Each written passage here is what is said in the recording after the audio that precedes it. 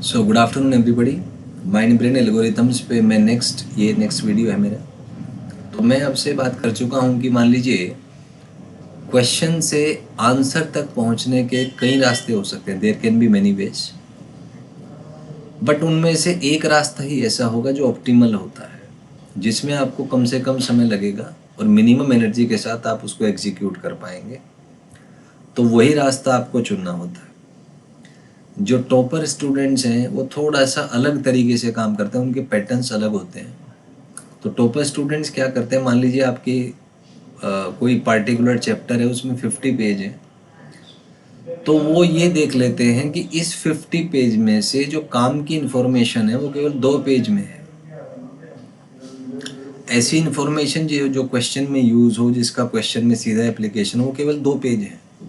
48 page केवल एक support system है, केवल रीडिंग के लिए है। मेन 2 ही पेज हैं जिसको अपने को बार बार याद रखना है। तो वो टॉपर स्टूडेंट क्या करते हैं, केवल वो जो 2 पेज है, अपना एनर्जी और टाइम उन्हीं 2 पेज पे लगाते हैं। बार बार बार बार बार बार उनको रिपीट करते हैं, उनको अपने अनकॉन्शियस माइंड में फीड कर लेते हैं उन 2 पेजेस को जो काम के हैं।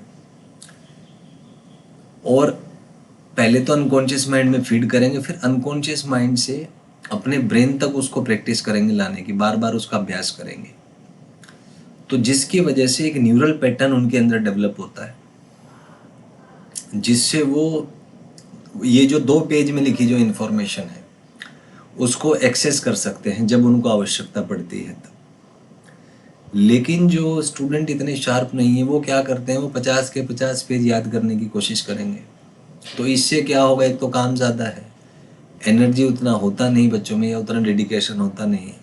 तो 50 पेज में से मुश्किल से वो 10 पेज याद कर पाते हैं, और उसको भी बड़े ज़बरदस्त, मतलब एक कह सकते हो कि उनका माइंड ब्रेन सिस्टम एक्सेप्ट नहीं करता, ज़बरदस्ती पढ़ते हैं उसको ना।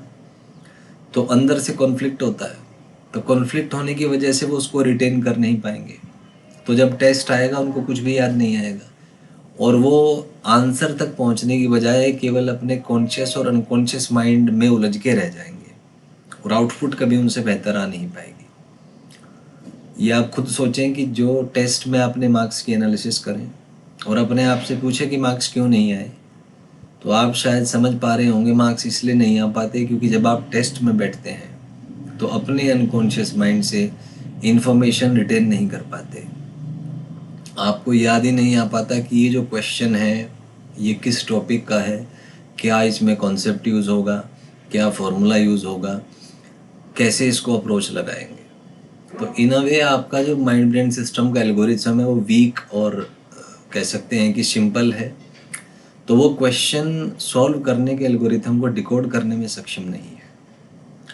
तो यदि आप चाहते हैं कि आप अच्छा स्कोर करें, तो सबसे पहले अपने माइंड ब्रेन एल्गोरिथम्स को स्ट्रॉन्ग बनाइए और कॉम्प्लेक्स बनाइए, क्योंकि सिंपल एल्गोरिथम्स का कोई यूज़ नहीं है। सिंपल क्वेश्चन सभी कर लेते हैं।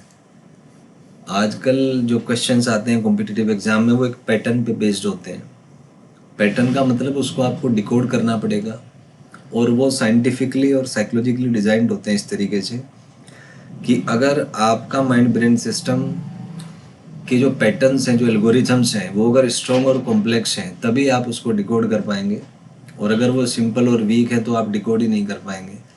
तो आप केवल एफर्ट्स करेंगे, फ्रस्ट्रेट होंगे, लेकिन सॉल्व नहीं कर पाएंगे क्वेश्चन। तो क्वेश्चन जो है आपके, उनको थोड़ा साइकोलॉजिकल लेवल पे एनालिसिस करें कि ये क्वेश्चन एक पजल की तरह है जिसको डिकोड करने के लिए मेरे को ब्रेन माइंड सिस्टम के अलग अलग पार्ट्स से काम लेना पड़ेगा एज ए सिस्टम, तभी मैं इसको सोल्व कर पाऊँगा।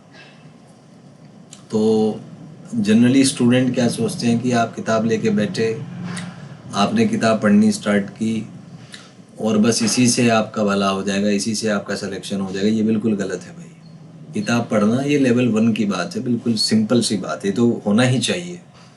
लेकिन किताब में जो पढ़ने हैं उसमें से काम का क्या है, किस इन्फॉर्मेशन से क्वेश्चन आएंगे, कैसे आप क्वेश्चन को टैकल करेंगे, कैसे उनको अप्रोच करेंगे, तो ये चीज़ें हायर लेवल्स की हैं और हमें सब लेवल तक पहुंचना है। अब आपका प्रश्न आएगा कि ये कैसे चेक करें हम ठीक चल रहे हैं कि गलत चल रहे हैं। तो उसका बड़ा सिंपल सा एनालिसिस है।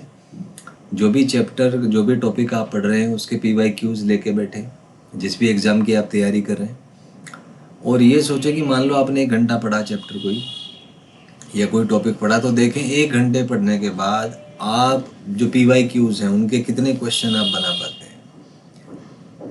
तो ये खुद से एनालिसिस करें, क्योंकि ये चीज़ कोई बताता नहीं है कि जो मैं पढ़ रहा हूँ उसमें से काम का क्या है।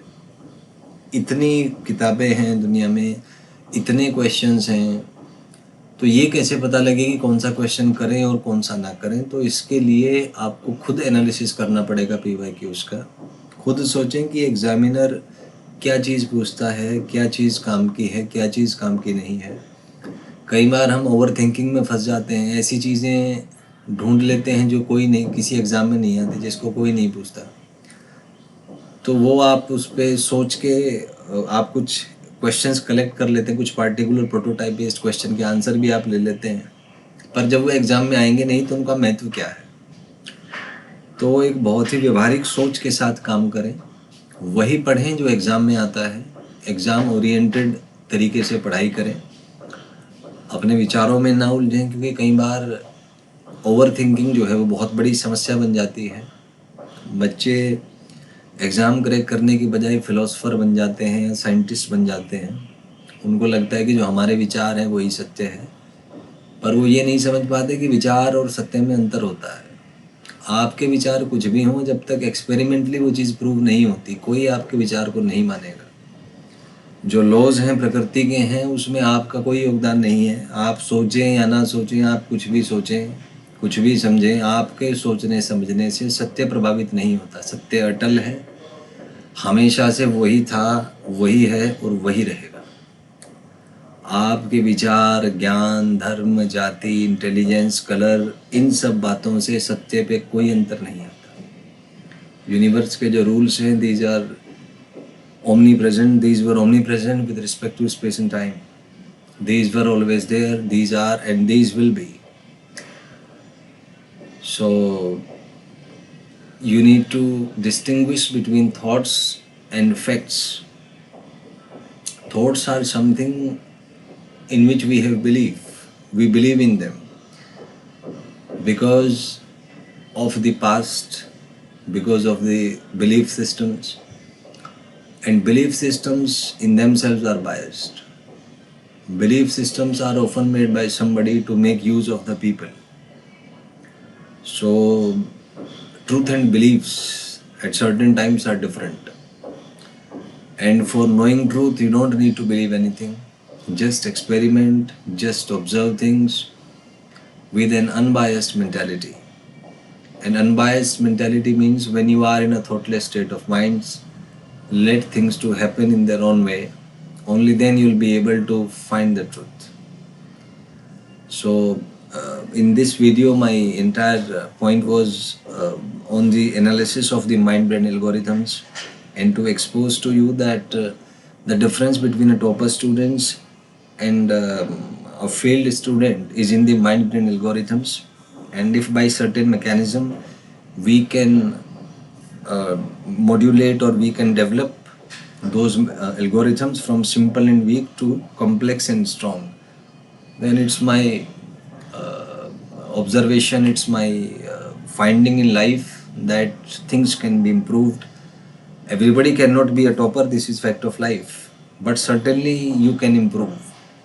And if things are properly coordinated, if neural patterns are somehow made strong and complex, then certainly a failed student can be made a topper, given that his mind-brain algorithms are made stronger and complex. But that involves emotional conflicts. There are energy changes, there are anxiety issues, depression, negativities, there are a lot of things. But if by some mechanism somebody is capable to withstand the impact of these negative emotions, and he can bear the brunt of the emotional conflicts, then certainly his mind-brain algorithms can be improved. I have compiled many books on this. For this you can read How to Develop EQ for Competitive Exams. It's available on Amazon. Let me to show you that. So here is the book. It is with the name How to Develop EQ for Competitive Exams. It's available on Amazon, so you can purchase. So next video में आपसे